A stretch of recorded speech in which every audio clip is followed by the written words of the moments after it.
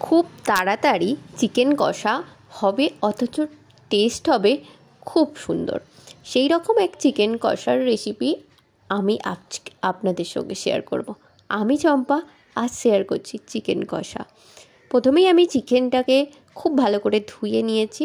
এখানে রয়েছে 500 gram chicken, তার মধ্যে দিলাম 2 চামচ হলুদ, 2 চামচ জিরের গুঁড়ো এবং 1 চামচ ধনের গুঁড়ো, আর দিলাম 2 চামচ সর্ষের তেল। সবটাকে খুব ভালো করে মাখিয়ে নেব।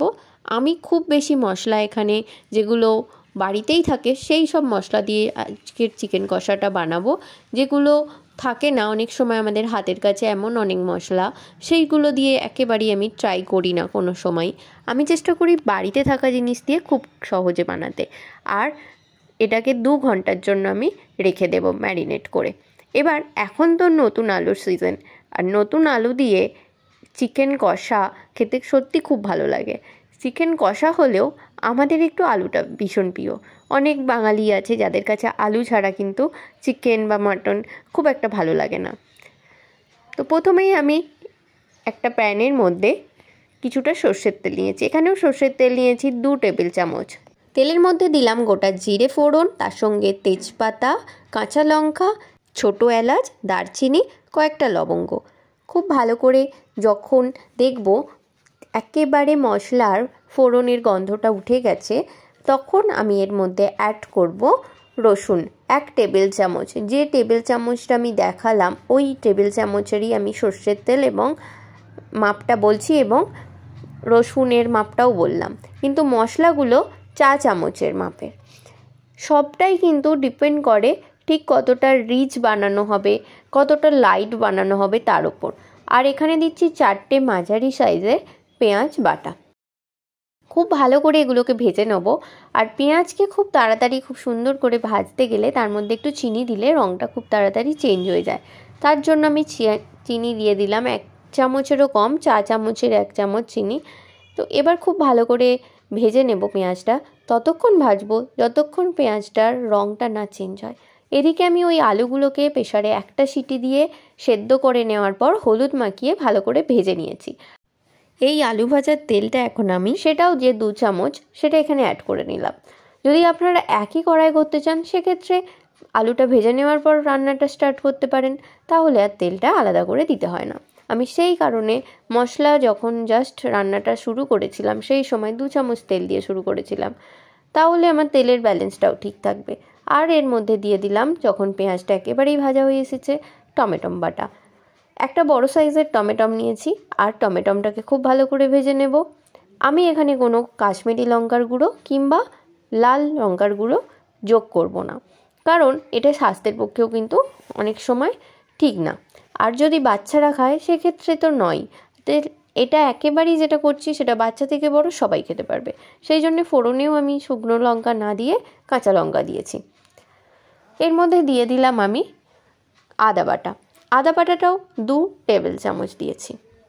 এবার এটাকে খুব ভালো করে মিশিয়ে নেব। খুব একটা বেশি তেলও নেই দেখে বুঝতে পাচ্ছেন। এর মধ্যে দিয়ে দিলাম এবার মাংসটা। মাংসের মধ্যে যেহেতু একটা তেল ভাব থাকবে এবং মাংসতে অলরেডি আমি ম্যারিনেট করেছি 2 চামচ তেল দিয়ে, সব মিলিয়ে কিন্তু ব্যালেন্সটা ঠিকঠাক এসে যাবে। খুব ভালো করে মিশিয়ে নেব। মিশিয়ে নেওয়ার পর এটাকে আমি আর একটু এর মধ্যে অ্যাড করব গোলমরিচ গুঁড়ো। এটা অপশনাল, এটা দিলে একটু ঝাল ঝাল ভাবটা বড়দের জন্য ভালো লাগে। তো গোলমরিচ গুঁড়ো দিয়ে আবার ভালোভাবে মশলা মাখিয়ে মাংসটাকে, যেহেতু ম্যারিনেট করা ছিল খুব বেশি টাইম লাগবে না, জাস্ট একটু চাপা দিয়ে ফুটিয়ে নিলাম। এরপর অ্যাড করছি নুন। নুনটা দেওয়ার পর দিয়ে দিচ্ছি ভেজে রাখা আলুগুলো। মাংসের মধ্যে আলু খেতে কিন্তু অনেকেরই ভালো লাগে। আপনাদের কি ভালো লাগে অবশ্যই জানাবেন কমেন্টে। এবার খুব ভালো করে আলুটার সঙ্গে মশলাগুলো মাখিয়ে নেব। মাংসও যেহেতু ম্যারিনেট করা ছিল, আলু সেদ্ধ করা, তাহলে এই রান্নাটা বেশিক্ষণ একদমই সময় লাগে না। অনেক সময় কি হয়, অনেক রকম চিকেন আমরা খাই, ঝোল খাই, কিন্তু এই যে একদম কষা কষা চিকেন, এটাও কিন্তু শুধু খেতে খুব ভালো লাগে একটু স্যালাড নেওয়ার সঙ্গে সঙ্গে। এবার আর একটু জাস্ট ফোটাবো, 5 মিনিটের মতো নুন দেওয়ার জন্য একটা জল বেরোবে, সেই জন্য এবার একেবারে সুন্দরভাবে একটা তেল ছেড়ে দিয়েছে।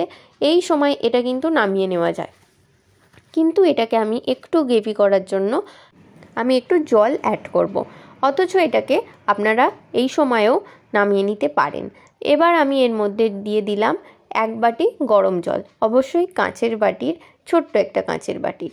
আর যদি কাপের মাপে বলি তাহলে 1 কাপ, ছোট একটা কাপের 1 কাপ গরম জল দিয়ে কয়েকটা লঙ্কা ওপর থেকে দিয়ে আবার একটু চাপা দিয়ে দিলাম, দিয়ে জাস্ট ফুটে গেছে।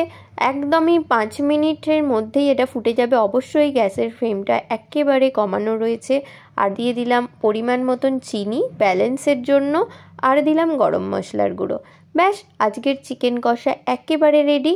এটা দেখুন, আমি জল দেওয়ার পর একবার জাস্ট ফুটিয়ে নিয়েছি, আর এই দেখুন একেবারে কাইটা দেখছেন, একেবারে কষার মতো হয়েছে, খুব সুন্দর। আর আপনারা চাইলে জল দেওয়ার আগে পর্যন্ত রেখে দিতে পারেন, তখন গরম মশলার গুঁড়ো আর চিনিটা মিশিয়ে নেবেন, তাহলেই রেডি। আর এটাকে গরম গরম লুচি কিংবা পরোটা কিংবা রুটি কিংবা ফ্রায়েড রাইস সব কিছুর সঙ্গে ভীষণ ভালো লাগে, ভীষণ খেতে অসম্ভব সুন্দর টেস্ট, বাচ্চা থেকে বড় সকলে খেতে পারবে।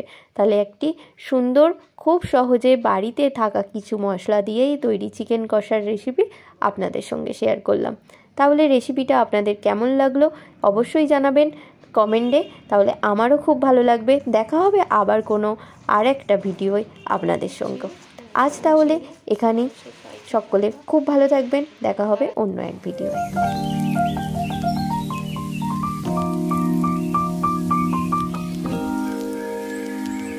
কেমন হয়েছে? দারুণ। দারুণ।